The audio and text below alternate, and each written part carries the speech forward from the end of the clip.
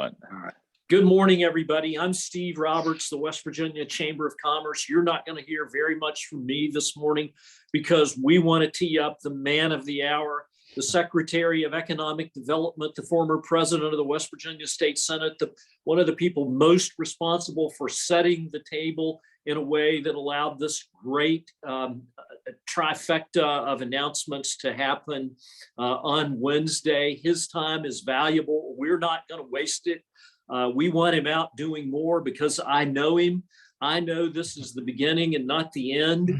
I cannot say enough good things about Mitch Carmichael, the West Virginia Secretary of Economic Development. Congratulations. You've been on the job less than a year, you and your fine team, and we love the team at the West Virginia Development Office, headed by Ed Gunch and Michael Graney and several others. We just love you guys. If I had one question, and we want to turn the program over to you, but if I had one question, it would be, what can we do that would help you the most? But I'm going to save my question for the hands up time because we're going to ask people who are on this call to weigh in with their questions. We promise not to keep you tied up too long because we know that when you are a home run hitter, put the home run hitter at the plate. So ladies and gentlemen, with that introduction, our good friend, West Virginia's hero of the day, the week, the month, Mitch Carmichael. Well, thank you so much, Steve. I can't imagine a better introduction or a better time to be speaking to a group from the Chamber of Commerce than today, just 2 days after some major economic announcements in our state. And as you can see in my background, I've chosen a picture of the Capitol that looks like springtime because things are blooming in West Virginia. This is the best place in America now to live, work, raise a family, start and expand a business. And I want to absolutely give credit to the Chamber of Commerce for all the years. This moment in time is a culmination and a validation of everything we've worked together on over the past many years to create a great business climate for our state. And now that other companies and other venues are seeing what has been accomplished here, they are turning to West Virginia, and we're putting forth our best efforts to recruit, retain, and expand jobs and businesses in our state. And it was just so thrilling. By the way, let me just say first how much the governor has had a hand in moving this state forward and really energizing this next level of development and growth in our economy. And our thoughts and our prayers continue to be with him and all those who are affected by the COVID pandemic. He's doing much better, as you know, but these moments wouldn't have occurred without him or without the entire team. Really, it is a team approach, and we can accomplish so much more when we work together. And this transformational, all of us are focused in large measure on the Nucor transaction, but it is transformational in terms of the other entities as well. Nucor is a regional, everyone's aware of. I won't spend a lot of time on, delving into the specifics of who Nucor is. What it represents, though, is a moment in time in our history where we can feel pride and know that the companies are selecting our state because it is so. Let me just go over a couple of things that we market as we take our state to the nation and to the world. We have a great financial stability. Our state now has $1 billion in our rainy day fund. It's almost 20% of our entire general revenue budget, and companies and it's the envy of other states, frankly. Our pension systems have been revolutionized such to the point that they're almost fully funded. Our rating agencies look at these pension funding streams and recognize that we will not have to raise taxes on businesses to backfill previous commitments by previous legislatures. Whereas in Kentucky and some of our surrounding states, they're in massive holes in terms of their pension obligations. Our civil justice system, our tax system, our regulatory system, our education system, all of these things have been, frankly, revolutionized And companies are looking at that and saying, we want to be a part of West Virginia. Furthermore, we have the great advantage of having a flat organizational structure in Governor Justice's administration. Companies are impressed with the manner in which they can go. They can start here at the Secretary of Economic Development, and we have a great team in place, as you know. But then we can quickly incorporate our congressional delegation, our executive level, the governor, our senatorial delegation, the president of the Senate, the Speaker of the House. All these components can come together and speak with one voice to a company. And they were so impressed with the manner in which we can knock down those hurdles and keep a flat organization and present it to the company. As you know, there will be so many spinoff industries as a result of the Nucor facility in Mason County. We visited some of their sites, and it is a constant.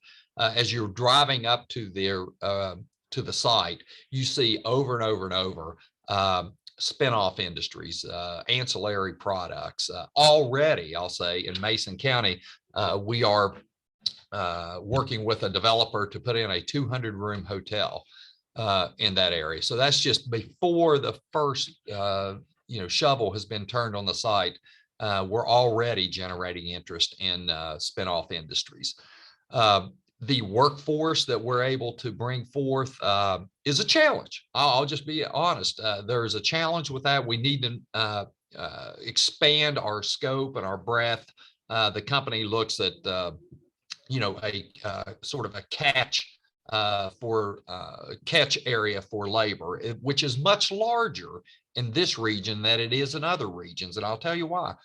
Our statistics indicate, and our data and research so forth, that people will drive further for a great job in West Virginia and in this region, frankly, than they will in other areas.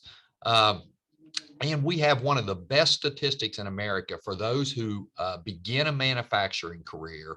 They stay in it at a greater percentage than almost any other state. It's a great data point. So I know everyone's interested in the financial arrangements about this project. And it's been mischaracterized by some in the media. And I want you to know that we have protected the taxpayer of West Virginia. Think of it like this. The company's going to invest over $3 billion. It'll be roughly probably $4 billion when it's all said and done. The state of West Virginia will put in $315 million, less than 10% for the entire capital investment. We have, and everyone here on the phone probably realizes, we have prospects that we vet all the time that simply say, hey, if you give us $50 million and we promise that we can start a business and it'll be profitable and you'll eventually get your money back. And that is not what this company is doing. It's not, those who want to characterize it as some government largesse just are completely uninformed. They're not aware of what is going on. 10% of this, and that 10%, that money, that $315 million is mostly spent for infrastructure.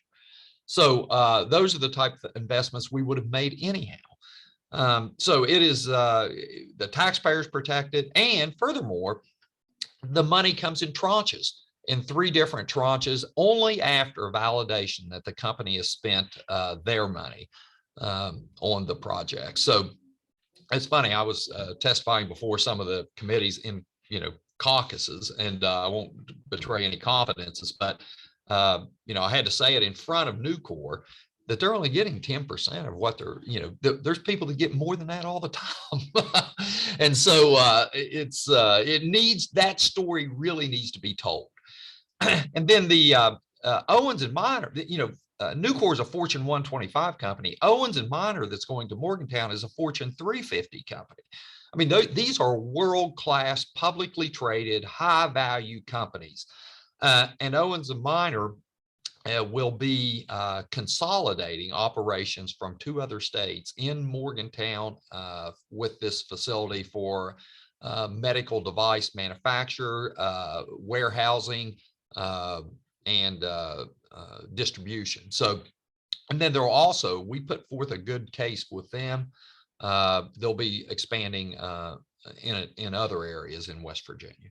So that's a great victory for our state. And then as we look about transitioning into the electrification of mass transportation, Green Power Motor Company is they're the smaller company. Obviously, they're not on the Fortune 500 list. They're in an innovative new space. But it's testament to the fact that West Virginia can play in this space with new technology that is innovative. They'll do battery research here as well as bus production. The plan is in South Charleston to produce school buses. There are 480,000 school buses on the road in America, with 26 million children transported daily. And most of those obviously are fossil fuel oriented, and there's so much research now around the aspect of the noise level, the fumes, those type things that will be transitioning to requirement of electric school buses. In fact, New York City just passed an ordinance that all school buses, 50,000 of them, by the way, must be electric powered by the year, I think it's 2035. So there is a march toward that electrification of those vehicles, and West Virginia will now play a key role in delivering those products to the Eastern Seaboard. This company also produces these buses in California, but they couldn't wait to get out of there from a business perspective. And so obviously it'll be a little bit of time before they transition everything to South Charleston, but they're anxious to begin production immediately. So those are the three big announcements that we've had an historic past year in which we've driven down the unemployment rate in the state to historic lows. There are more people working, almost 30,000 more people working now in West Virginia than there were at the beginning of the year. It's a great time to be in our state. I think the governor, by focusing and splitting out from the Department of Commerce and making a sole focus on economic development and broadband expansion within our department, has hit a home run here. We're happy to be a small part of it, and look forward to working with you, each one of you on this call, and continuing the march towards making West Virginia such an amazing place to do and conduct business. So I'll conclude those remarks, be happy to take questions or speak more about broadband in general or economic development writ large. Let me jump in, if I may, with our Secretary of Economic Development, and just quickly say that one of the things that the West Virginia, in fact, we have written policy on this, is give our West Virginia development officials the tools and they will do the job. And we frankly, we think you're under-resourced.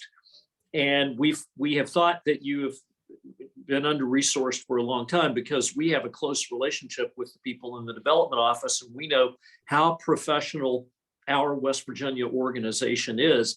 And even though we are among the smaller states, we have a development office that hits with the top 10 states that would be the envy of some of the larger states. So this is, to the audience, this is completely unrehearsed. The secretary sort of dropped everything to get on to make this conversation available. So I'm asking a completely unrehearsed question here, which is, again, how can we think it's more resources coming your way?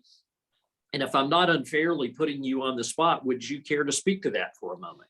Yeah, well, thank you, Steve. It's a great question. And we are under-resourced vis-a-vis our competitors. And this is a competition, by the way. Everybody, we need to realize that we are fighting every day against other states that have much more, have far greater resources in terms of the money that they expend in economic development. So this is that's the reason I love this job. It is competition every day. It's, you're competing and, winning or losing based on how you perform, how you, the players you put on the field and the resources you bring to the table. And so last year in West Virginia, we received for the first time ever a closing fund In fact, I'll tell you how this is cracks me up, because some of the legislature thought, well, why would we want to fund and call this thing a closing fund in which we're going to go out and close businesses? So we're like, no, that is not the purpose of it. This is an opening fund, basically. And so we had $40 million, but the state of Ohio has $400 million. And, you know, it just goes on and on and on. And so we are very much a resource challenge. And I'm hopeful that people will see now that the money that has been put forth, you know, we're very grateful for every penny of it, but into our development office has yielded amazing results and great dividends. And so, you know, once you establish a record of success, hopefully we'll get more and more and more and more. But we need it, Steve. We need additional resources. We need to make sure that we utilize the ones that we have in the most coordinated, effective manner, so that we work closely with our local regional economic development authorities, the different entities we have within the state, and our Chamber of Commerce partners. You guys have been great partners. But when as you advocate for different policy changes in the state, that is the biggest one that we need, is additional resources in this department and flexibility. Let me just say that what occurred in West Virginia during this special session with the Nucor project wouldn't occur in any other state. The company doesn't get dragged through the mud, and not that it was mud, but in front of a legislative committees and so forth, and have to require a special session in order to allocate funds for this. That doesn't happen. And it's an impediment to the recruitment effort, because when we're out, you know, we basically have to make the commitments to the companies that we can get this legislation passed and such that we can get the funding streams put in place. That's a you know, a hurdle we wish we didn't have to cross. If we could just have some, and we're working with the legislature to establish some type of mechanism where we can validate exactly what's being transactioned with a company, but also not require you know, special legislation for each company that comes here to West Virginia. But great question. Thank you. I probably took a little too long but that teed me up. Steve, you're muted, I think. Yeah, thank you for that, Brian. Let me introduce Kaylin George. Kaylin is new with the West Virginia Chamber of Commerce. She came to us from Nashville, Tennessee, but she came to us because she wanted to come back to West Virginia as quickly as she could. She's a Marshall University graduate. We're thrilled to have her on our team here at the Chamber. And Kaylin, I know you've got some questions in the queue, so would you mind to go to the next question? Yeah, no problem. Let's see. So Steve Roby asks, what further changes can the Chamber assist with to promote further growth? Well, there's lots of things that we can continue. You know, we don't want to stop with this, you know, announcement of 3 great companies, but the things that we need in place, some more flexibility. I guess I would say it that way, is the greater degree of flexibility that we have in structuring these transactions and interacting with the legislature from a funding mechanism, really, more than anything. I think, frankly, I mean, we've done a lot of great work over the past several years together with the Chamber. When you look at all of the things that we've done, and we need to highlight that, the judicial reforms, the tax reforms, the you know, the regulatory climate is just so vastly improved from what it had been. But one of the things we really need, and I'll mention it because I can see Steve on the screen also, is site preparation money. One of our big impediments is having available sites for these companies to come and locate. You know, that was one of our absolute premier sites, that Apple Grove site. And we're going to continue to work on getting Century's aluminum site cleaned up, but we need flat, developable land that has been validated in terms of you know, archaeological, environmental. We must have water, roads, sewer, all those things. That is would be an enormous help to us.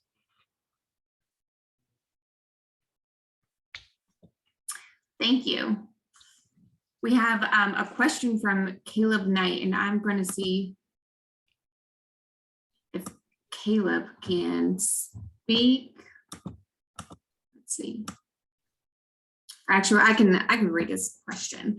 What is the expected nature of Green Power's manufacturing footprint here with the final assembly, testing, and once built, is the legislature planning to work with county school boards to build out the charging infrastructure for electric buses? Yeah, it's a great question. I'll take the last part of it first, because within our department, we have Department of Energy as well. It falls in underneath the economic development. And so we have a team in place that is, I started to say charged with this, but that's kind of a play on words.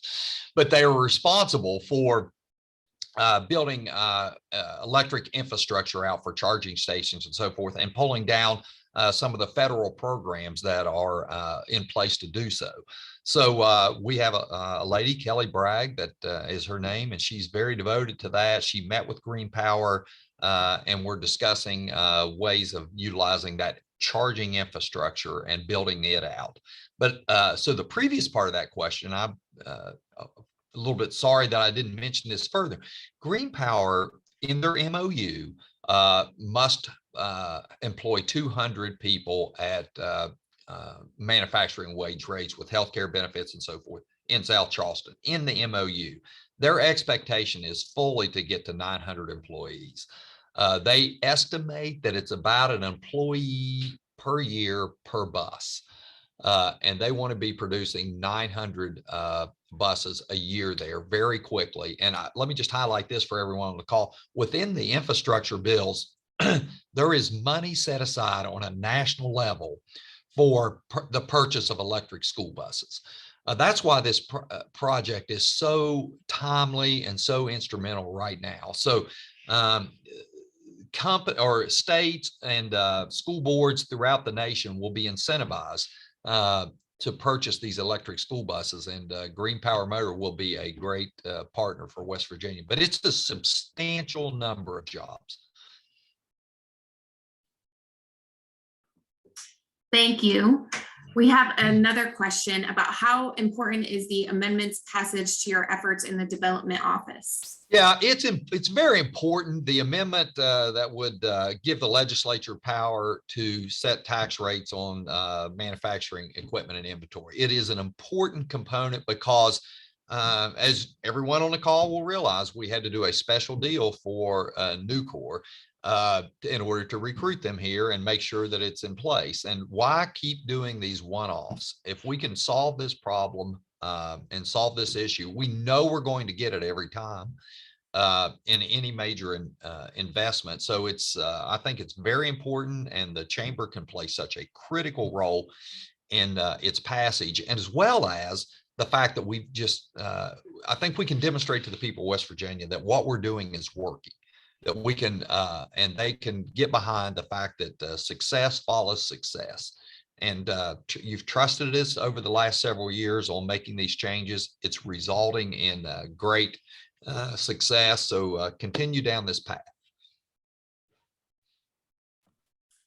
Thank you. Next question is, what is being developed for the Northern Panhandle, particularly Wetzel and Tyler counties?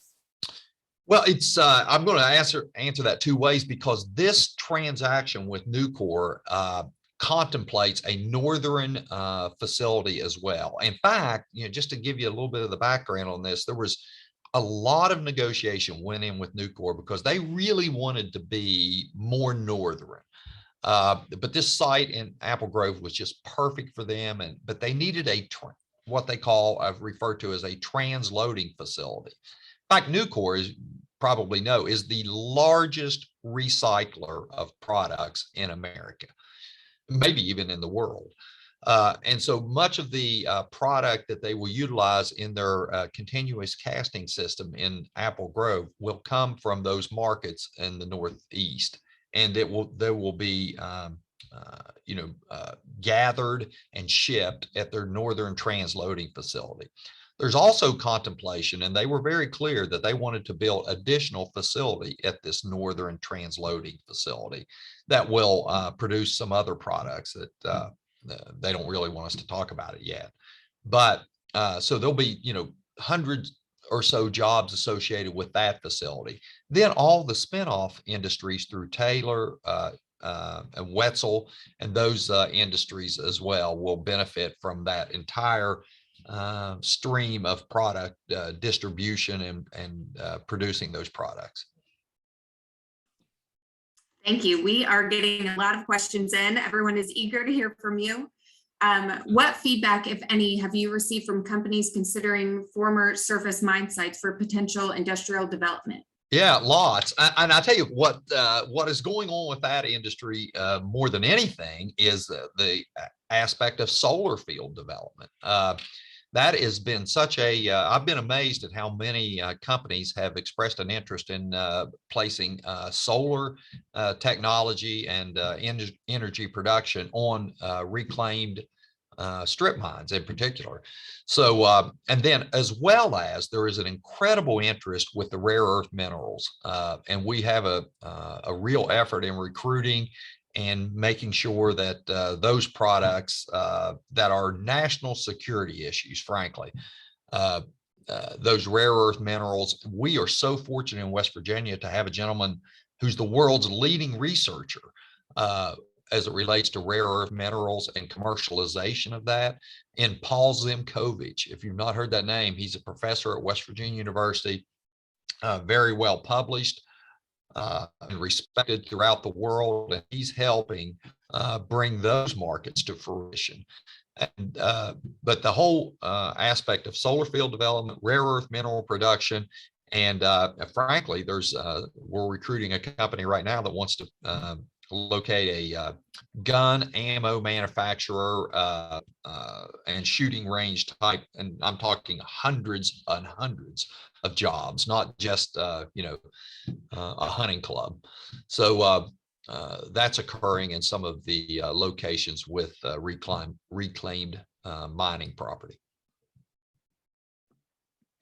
Thank you. Another question we have is, can you talk a little bit about the relationship between your department and the Department of Environmental Protection and US EPA Region 3 in the collaboration there on these projects? Yeah, it's a great question. And one of the things that impressed Nucor so much is the coordination we had at the state level between Department of or DEP and our office, as well as highways and the entire cabinet structure within West Virginia. And I think I alluded to that earlier about the nature of our flat organization, and give credit to the governor for structuring that in a manner which we can quickly get areas resolved. In fact, Nucor was incredibly impressed about how quickly we answered their questions. And yes, just yesterday, as a matter of fact, we were on site in Apple Grove with Nucor, our DEP, the U.S. Corps of Engineers, and the EPA,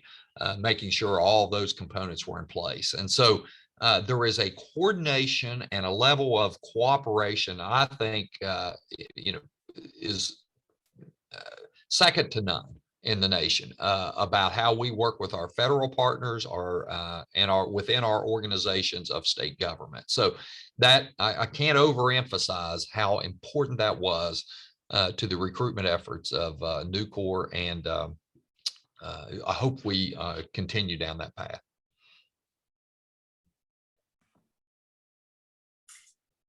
Thank you. Now, Mitch, you've been very active on the broadband front.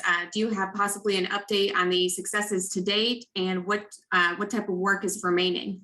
Yes. Well, there's lots of work remaining. I have a lot of background in broadband technology, but the state of the state was scheduled to announce several awards for local ISP providers for broadband expansion. But let me just sort of where we are currently with our broadband deployment program. The governor announced in October there was a $1 billion commitment to solving this issue within West Virginia. Our entire focus is about going to those who do not currently have service. Many other states, as they're receiving some of these federal funds or other funding streams, are focused on or at least entertaining the idea of creating competition in areas that already have service. And we just felt very strongly that if we're going to use taxpayer money, we want to go to those who do not currently have it.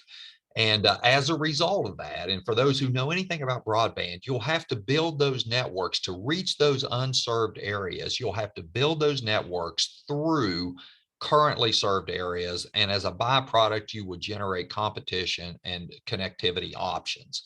So we have approximately in West Virginia about 280 to 300,000 addresses that do not qualify for broadband as defined by the federal government as 25 down, 3 up.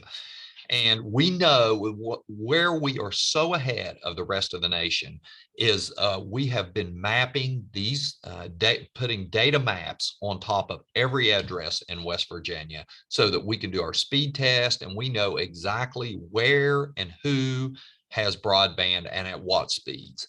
And so as we're rolling out these programs for funding these new networks and new connectivity options, we are able to capitalize on the most efficient, effective routes and deploy these assets very quickly.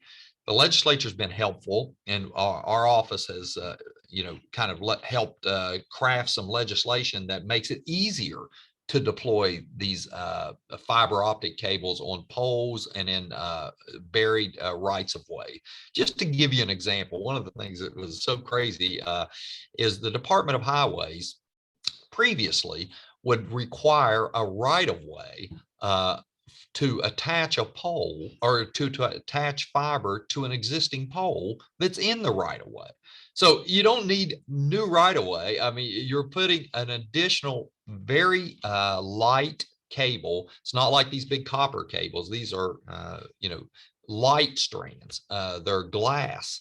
And they carry tremendous capacity. But that's just one example of how we're working together as agencies now to eliminate the hurdles to deploying broadband. And the programs that we have teed up, ready to go, we're still awaiting some funding from the federal government on those programs. But the ones that we have from the state are, we're already turning up customers. In fact, I'm going to send you, we just did a video from some of our programs. You'll be the first ones to see it, Steve. I'll send it to you and you can distribute it to your members, but it's how it impacts people's lives. We need it for telemedicine, for remote learning, for remote work, as well as just quality of life. And so our programs are, you probably hear me say this too often, but we're very proud. We are very proud. They're second to none. And we've been recognized nationally for the manner in which we've structured these programs. And, we're good to go. Ladies and gentlemen, I think we can see in our Secretary of Economic Development that I think we can all see the energy, the intelligence, the ability, the experience, the right person in the right job at the right time. Our compliments to Governor Justice for his role in putting Mitch Carmichael in this position and giving him the tools he needs to get the job done. And I don't want to leave the conversation. We try to keep these to about an hour, and we're running a little bit over, but people are staying here in the conversation. But I don't want to leave this conversation without complimenting Secretary Carmichael for Senate Bill 1, the Community and Technical College last dollar in bill. It wouldn't have happened without his leadership. It was his concept, his idea. He carried it from start to finish. I was honored when he asked me to come to the Senate and speak about the bill. And one of the things that I noticed most was the bipartisan support. Democrats and Republicans were willing to stand together in favor of this concept. And one of the first things that you addressed was the need to help the work. We have, West Virginia's reputation is that we're #1 in the nation for worker loyalty among manufacturing workers. You mentioned that earlier. And I have to think that the bill that you shepherded through has gotten the attention of the C-suite offices around the country, and they now are looking at West Virginia as a place where you can go and get the workforce of the future. Because one of the key components that we all know is that industrial and economic development will happen in those places that have a workforce that can accommodate the needs of the workplace. So congratulations to you.